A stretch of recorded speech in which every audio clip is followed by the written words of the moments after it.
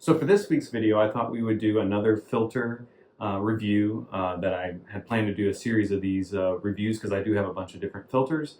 And so this week I want to talk about one of my favorite filters for whatever reason. We'll explain some of those in a bit, but it's the EHEIM Classic series. So this particular one that we're going to talk about in this video is the EHEIM Classic 250. So it's a canister filter, and this is actually a pretty old design for a canister filter, and we'll get into some of those specifics here in just a bit. But the first thing I wanted to do was show you some fast-forwarded footage of me cleaning this filter, because if you read about these filters, a lot of people's main complaint is they're a pain to clean.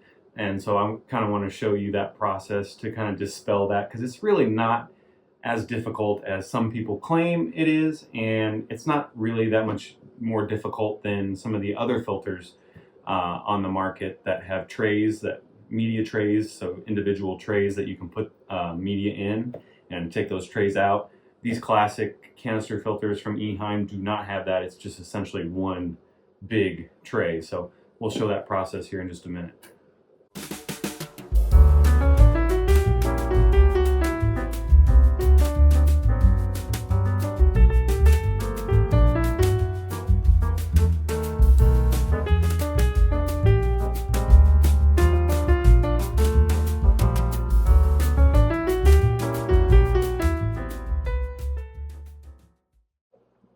So the EHEIM Classic 2213, this Classic 250, comes with these really neat disconnects, so you can shut off the water going in and out and quickly disconnect the filter, which makes maintenance pretty easy, and it comes with all that stuff standard. So the next thing we're going to do is just take the head off. Sometimes it gets stuck. You just release the pressure and pull it off, and then there you go. Now, all the media is in this one huge tray, and in this model it does pull out. I have another model, a 2217, which is a bigger model, a 600, and it does not have a thing that slides out, so it's just literally the green tray. But this one has this little bucket that comes out. So the first thing I like to do is have a 5-gallon bucket to the side there. You can throw away that filter floss. It usually is pretty nasty, but dump the biological media, which is the top stuff, into the bucket for cleaning, and then take your mechanical, which both of these are mechanical, over to the sink and clean these using tap water so you can get them as clean as possible. And you just really want to rinse it and rinse it and rinse it and get it nice and clean. So that's relatively straightforward and not that difficult to do. So then you're just going to come back and you got your biological media there in some tank water. That was the water that was in the filter. Just swirl it around. Then I'm going to take it over to the sink again to dump out that nasty water and then bring it back. We got clean biological media. And then we're just going to put the foam back in and get your biological media and pour it back into the filter. I spilled some there. That's kind of the pain. A little bit of a pain with that, but it's not that bad. And then you're just going to reassemble the filter and put it back in, put it back on, make sure your gasket's on there, and then we'll take her over and hook her back up to the pipes. And the great thing about it is when you turn it back on, the siphon's still there, so you just want to turn it on and the filter will fill itself. Once it's full, plug it in and it'll start shooting some bubbles and getting all the air out of the filter. And then in a few minutes it should be back up and running, and you're all done. So at the end of the day, what do we get with this filter? You know, here it is. I have this EHEIM Classic 2213 or the 250 on my 40-gallon breeder.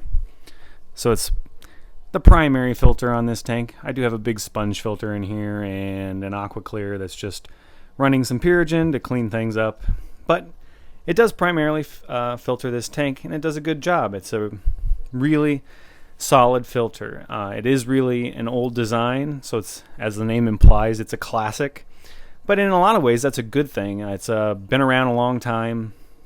It has a good track record, and there's replacement parts available. You can't often find parts though at your local fish store or at the big box stores like Petco and PetSmart, because honestly you can't really find them in the United States in normal stores.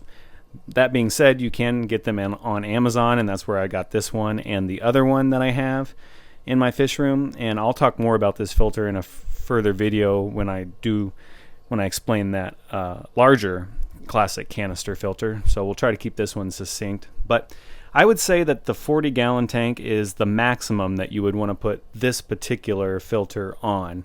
I think it's getting about to its limit with the stocking level I have on this tank. There are quite a few fish, and there's a big, dirty, common pleco right there. He's a poop machine. If you aren't familiar with plecos, even bristlenose plecos, which don't get near as large, are poop machines. So he is like a monster poop machine at like 8 or 9 inches long. So this filter is probably at its max on a 40-gallon tank. I would say it's really suited greatly for like a 29 or a 30 long, or something in that range. You could put it on a 20-gallon tank, but it might be a little excessive for a 40 or a 20-gallon tank. But overall, this is a great filter. I would recommend it. It comes with everything you need. As you can see here on the box, you get EHEIM Mech on the very bottom, which is a mechanical media that pulls out all the heavy, big particulate matter. Then there's a sponge. Then there's the biological media in the center, and there's a lot of it. So this filter has a very large biological capacity to handle a lot of fish and a high bioload. And you can also put a polishing pad. It comes with one. I sometimes put one in, I sometimes don't, because the polishing pad always gets clogged.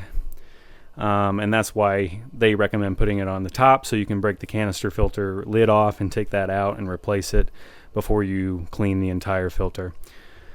So the only con I would say is that the cleaning, which, as I already explained, I don't think is really that big of a deal.